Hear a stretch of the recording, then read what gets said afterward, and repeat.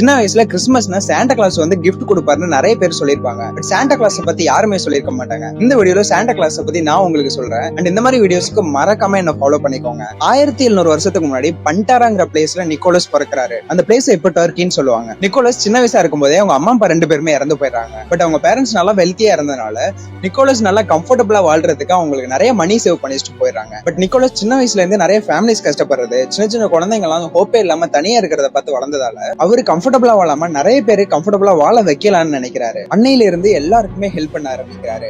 Nicolas கிட்ட யாராவது ஹெல்ப்னு கேட்டா அவர்கிட்ட எதுவும் இல்லைன்னா கூட எப்படியாவது கஷ்டப்பட்டு அவருக்கு ஹெல்ப் பண்ணுவாராம். நிறைய பேருக்கு மணி, ஃபுட், அது கூட சேர்ந்து நம்பிக்கையும் கொடுத்திருக்காரு. நிக்கோலஸ் இதெல்லாம் கொடுத்துட்டு அவங்க கண்ணுல இருந்து வர நம்பிக்கையும் சந்தோஷத்தையும் பார்க்கும்போது ரொம்ப ஹாப்பியாகி மறுபடியும் நிறைய கொடுக்க ஆரம்பிச்சாரு. அவர் நிறைய வயசானப்பையும் கொடுக்க ஆரம்பிச்சாரு. நிறைய மணி இருக்கும் போதும் அவர் நிறைய பேருக்கு கொடுக்க ஆரம்பிச்சாரு. இதனால பீப்புள் நிக்கோலஸ் செயின்ட் நிக்கோலஸ்னு கூப்பிடுறாங்க. அந்த செயின்ட் நிக்கோலஸ் தான் இப்ப எல்லாருக்குமே சாண்டா கிளாஸா தெரியுறாரு. சாண்டா கிளாஸ் கிட்ட இருந்து நான் கத்துக்கிட்ட விஷயம் என்னன்னா, இவ்வளவு டெம்பரரியா இருக்கிற அந்த வேர்ல்டுல முடிஞ்ச வரைக்கும் எல்லாரு கூடயும் கைண்டா இருக்கலாம். பிகாஸ் இந்த world you can be anything, just be kind. எல்லாருக்குமே ஹாப்பி கிறிஸ்மஸ்.